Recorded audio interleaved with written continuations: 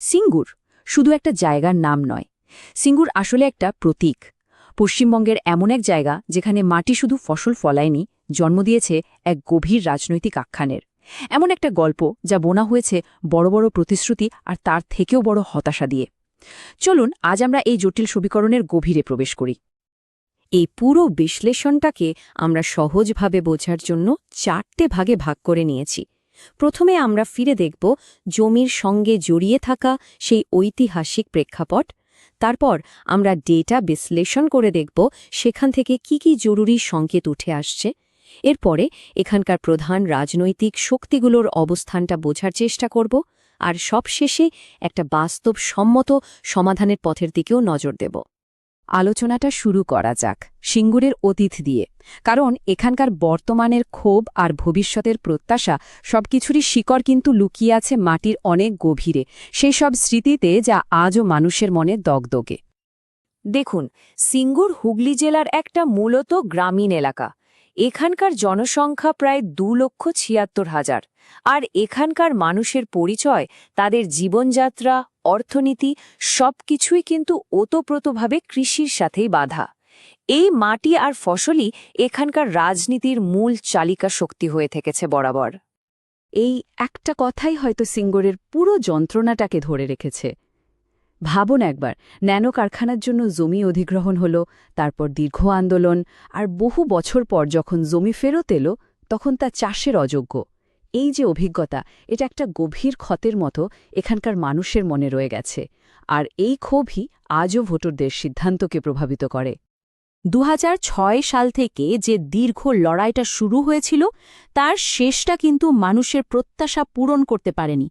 একটা বড় আন্দোলনের পর প্রকল্প সরে গেল, রাজ্যে সরকার বদল হল, এমনকি দেশের সর্বোচ্চ আদালত সুপ্রিম কোর্টও কৃষকদের পক্ষে রায় দিল। কিন্তু এত কিছুর পরেও যে জমি ফেরত এলো, তার আগের মতো উর্বর রইল না। এই দীর্ঘস্থায়ী হতাশাটাই আজকের রাজনৈতিক অসন্তোষের অন্যতম প্রধান কারণ। আর এখানে একটা কথা মনে রাখা দরকার, যে কোনো গণতান্ত্রিক আলোচনায় মানুষের মর্যাদা আর তাদের বক্তব্যকে সম্মান দেওয়াটা কিন্তু সংবিধানের মূল ভিত্তি। ইনফর্মড পাবলিক স্পিচ, অর্থাৎ তথ্য জেনে কথা বলার অধিকার ততটাই জরুরি যতটা জরুরি দায়িত্ব নিয়ে কথা বলা। আচ্ছা, ইতিহাস তো হলো, এবার চলুন বর্তমানে ফিরে আসি আর দেখি ডেটা আমাদের কি বলছে। কারণ দিনের শেষে সংখ্যা বা ডেটা কিন্তু কখনো মিথ্যে বলে না। সিঙ্গুরের সাম্প্রতিক নির্বাচনগুলো থেকে আমরা 3টে খুব স্পষ্ট সংকেত পাচ্ছি, যা এখানকার রাজনৈতিক মেজাজকে একেবারে পরিষ্কার করে দেয়। প্রথম সংকেতটা দেখুন, বিপুল পরিমাণে ভোটদান, প্রায় 85%। এটা কিন্তু কোনো সাধারণ সংখ্যা নয়।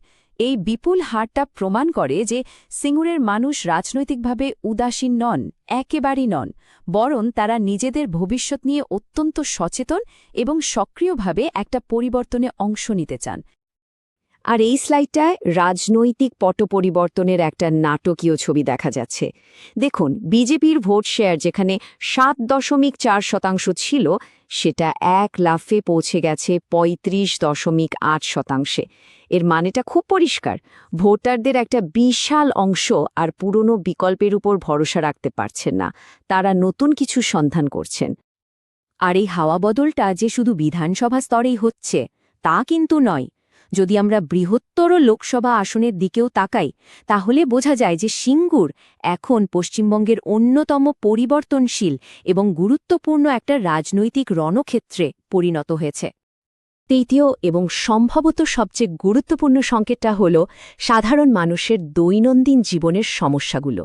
দেখুন, অসম্পূর্ণ গ্রামীণ রাস্তা, শিলোনিয়া নদীর বন্যা নিয়ন্ত্রণের স্থায়ী অভাব, যুবকদের জন্য কর্মসংস্থানের তীব্র সংকট, আর কৃষকদের ফসলের ন্যায্য মূল্যের জন্য হাহাকার, এই বিষয়গুলোই কিন্তু ভোটের বাক্সে সবচেয়ে বেশি প্রভাব ফেলে।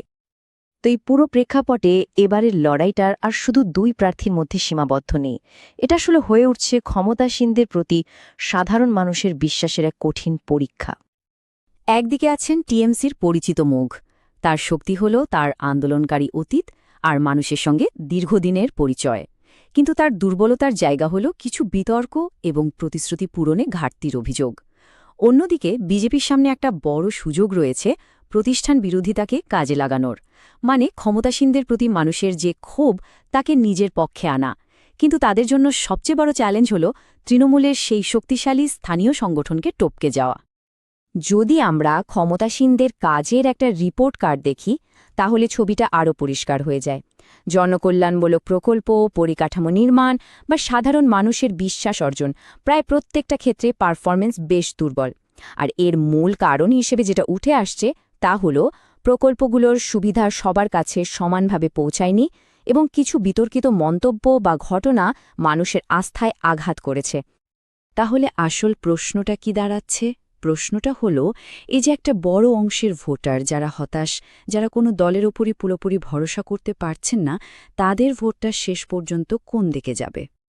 2016 সালের ভোটের দিকে একবার তাকালে একটা খুব ইন্টারেস্টিং জিনিস দেখা যায়। সেবার প্রায় 40% ভোট ছিল সিপিএমের ঝুলিতে। আজ সেই বিপুল সংখ্যক ভোটার বলা যেতে পারে রাজনৈতিকভাবে দিশেহারা। যে দল বা প্রার্থী এই দোদুল্যমান ভোটারদের আস্থা অর্জন করতে পারবে, সিঙ্গুরের হ্রাস কিন্তু তাদের হাতেই যাবে। আলোচনার শেষ পর্বে আসা যাক, কারণ শুধু সমস্যা চিহ্নিত করাই তো যথেষ্ট নয়, তাই না? এর থেকে বেরোনোর একটা বাস্তবসম্মত পথের দিকেও আমাদের নজর দিতে হবে।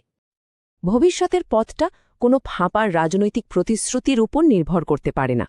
এর জন্য দরকার একটা স্বচ্ছ অর্থনৈতিক পরিকল্পনা, একটা ইনভেস্টমেন্ট পোর্টফোলিওর মতো, যেখানে প্রতিটি বিনিয়োগের সুস্পষ্ট হিসেব থাকবে এবং তার ফলে সাধারণ মানুষের জীবনে ঠিক কী পরিবর্তন আসবে তা পরিষ্কারভাবে বলা থাকবে। আর এই ধরনের পরিকল্পনা করার সময় মানুষের ব্যক্তিগত তথ্যের গোপনীয়তা এবং সম্মতি অর্থাৎ কনসেন্ট অত্যন্ত জরুরি। ভারতের ডিপিডিপি আইন অনুযায়ী মানুষের ডেটা সুরক্ষিত রাখা এবং তাদের সম্মতি ছাড়া ব্যবহার না করা সুশাসনের একটা গুরুত্বপূর্ণ অঙ্গ। যেমন ধরুন, এখানে একটা নির্দিষ্ট ডেটা ভিত্তিক পরিকল্পনার কথা বলা হয়েছে। 800 কিলোমিটার পাকা গ্রামীণ রাস্তা তৈরির জন্য 50 কোটি টাকা, বন্যা নিয়ন্ত্রণের জন্য 30 কোটি, সবার জন্য পানীয় জলের ব্যবস্থা করতে 20 কোটি, আর স্থানীয় কর্মসংস্থানের জন্য একটি অ্যাগ্রি প্রসেসিং পার্ক আর আইটি ইনকিউবেটর তৈরি করতে 70 কোটি টাকা। এটাই হলো শুধু কথার কথা নয়, কাজের একটা ব্লুপ্রিন্ট। পরিশেষে সিঙ্গুরের লড়াইটা আসলে উত্তরাধিকার বনাম কার্যকারিতার। একদিকে রয়েছে অতীতের আন্দোলনের এক দীর্ঘ স্মৃতি আর উত্তরাধিকার, আর অন্যদিকে রয়েছে বর্তমানের অপূর্ণ প্রতিশ্রুতির একটা লম্বা তালিকা। ভোটাররা শেষ পর্যন্ত কোনটিকে বেছে নেবেন? এই একটা প্রশ্নের উত্তরের মধ্যেই কিন্তু লুকিয়ে আছে সিঙ্গুরের আগামী দিনের রাজনৈতিক ভবিষ্যৎ। If you want to become a people-centric leader and uplift your constituency, get in touch with blueprintstrategies.ai at mgr@blueprintstrategies.ai or call 08042041602. Purpose Beyond Politics.